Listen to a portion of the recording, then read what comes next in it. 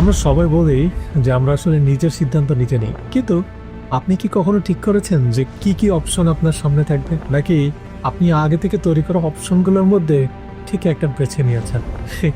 So guys, আজকের ব্যাপারটা একটু ইন্টারেস্টিং এবং একটু ক্রিটিক্যাল থিঙ্কিং একটা টপিক আর কি। সো গাইস, আমি আজকে বেরিয়ে দিয়েছিলাম আপনাদের সাথে নিউ ইয়র্ক সিটি থেকে।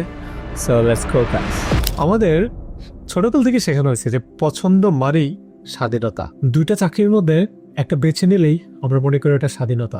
দুইটা রাজনৈতিক দলের মধ্যে একটা যদি আমরা নিজ ইচ্ছা বেছে নিতে পারি, আমরা মনে করি ওইটাও স্বাধীনতা। কিন্তু প্রশ্ন এটা না যে আপনি কোনটা বাছলেন, প্রশ্ন হলো এইটা যে এই যে দুটো অপশন, এই দুটো অপশন আসলে বানালো কে? এবং এই যে ব্যাপারটা নিয়ে কথা বলতেছি আমি, এই ব্যাপারটা কিন্তু একটা নাম আছে, সেটা হচ্ছে চয়েস আর্কিটেকচার। মানে এটা হচ্ছে এটাই যে আপনি যেটা বেছে নিচ্ছেন বা বাঁচতে পারবেন, এটা আগে থেকে ডিজাইন করা। চলেন আপনাদেরকে কয়েকটা উদাহরণ দিই। যেরকম সুপারমার্কেটে আপনার চোখের সামনে যা রাখা হয়, এটা কিন্তু আপনার কন্ট্রোলে না। আপনি কোনো সফটওয়্যার ইনস্টল দিলে ফোনে সফটওয়্যারের যে ইন্টারফেসটা থাকে, এটা কিন্তু ডিফল্ট, আপনার পছন্দ না। বা সমাজ যেটাকে সেফ বলে, কিছু নির্দিষ্ট জিনিস কিন্তু আমাদের সমাজ বৈধতা দিয়েছে, কিছু নির্দিষ্ট জিনিস কিন্তু সমাজ বৈধতা দেয়নি। এটা কিন্তু একটা হচ্ছে স্ট্রাকচার যেটা আগে থেকে বানানো, আপনার পছন্দে কিছুই না। আপনি ভাবতেছেন যে আপনি অনেক স্বাধীন, কিন্তু আপনি কিন্তু অন্যের ডিজাইন করা একটা রাস্তা দিয়ে হাঁটতেছেন। আপনাদের ক্রিটিক্যাল থিঙ্কিং থেকে আমি আরেকটু বাঁচাই দিই, সেটা হচ্ছে আপনি যে রাস্তা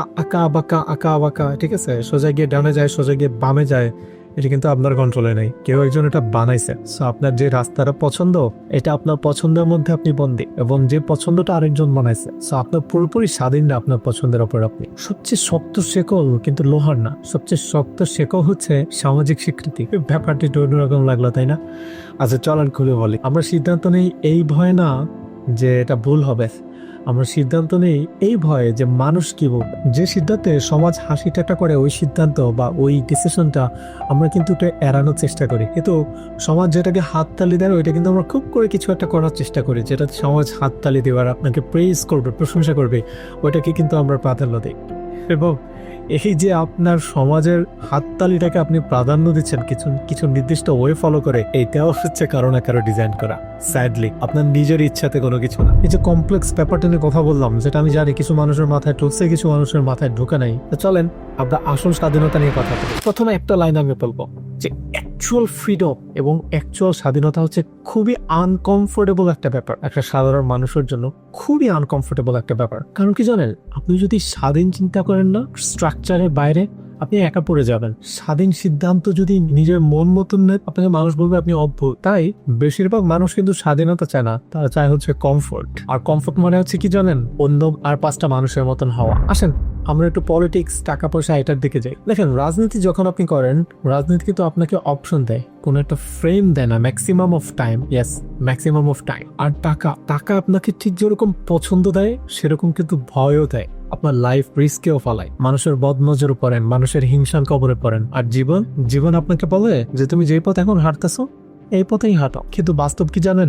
যেই পথে সবাই হাঁটতেছে, সেই পথেও যদি আপনি হাঁটেন না, ওইটাকে আসলে কিন্তু স্বাধীনতা বলে না। আচ্ছা, আপনি কি কখনো আপনার বিশ্বাস নিয়ে নিজেকে খুব গভীরভাবে প্রশ্ন করছেন একটা ব্যাপার নিয়ে? আপনি কি নিজের ভয়গুলা কখনো যাচাই বাছাই করছেন যে আমি কিসে ভয় পাই, আমি কিসে ভয় পাই না? নাকি সমাজ আপনাকে শিখিয়েছে যে কোনটায় ভয় পাইতে হবে আর কোনটায় ভয় পাইতে হবে না? কিন্তু এখানে এই যে এত কথা বললাম, এই সব কথার কনক্লুশনে একটা বাস্তব সত্য কি জানেন, সেটা হচ্ছে মানুষ নিজে চিন্তা করে না কখনো, মানুষ চিন্তা ইনহেরিট করে। তাহলে একটা প্রশ্ন যে আমরা কি স্বাধীন? হ্যাঁ, আমরা স্বাধীন, কিন্তু আংশিকভাবে, পুরোপুরি না। আপনি যখনই একটা সিদ্ধান্ত নেন একটা সীমার ভেতরে। স্বাধীনতা, আমি মনে করি যে স্বাধীনতা হচ্ছে কোনো একটা অবস্থা না, স্বাধীনতা হচ্ছে একটা কি বলা যায় এটাকে, আপনি যুদ্ধ বলতে পারেন স্বাধীনতা। মানুষ কখনো স্বাধীন না। যে মানুষ কোনো কোয়েশ্চেন করে না, সে মানুষ কখনো স্বাধীন না। যে মানুষ র্যান্ডম অপশন থেকে শুধু বেছে নেয়, সেও স্বাধীন না। সে কখনো চিন্তা করে না যে আচ্ছা, আমি যে অপশনের মধ্যে বেছে নিচ্ছি, এই অপশনগুলো আসলো কোত্থেকে,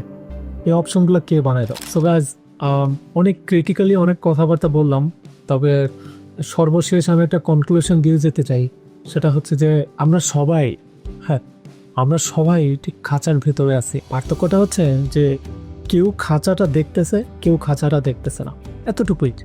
মানুষ কখনো স্বাধীন না, মানুষ কখনো নিজের ইচ্ছায় সবকিছু করতে পারে না, মানুষ কোনো না কোনো কিছুর উপর নির্ভরে। স্বাধীনতা শুধুমাত্র একটি নাম মাত্র একটা কথা এবং নাম মাত্র একটা শব্দ।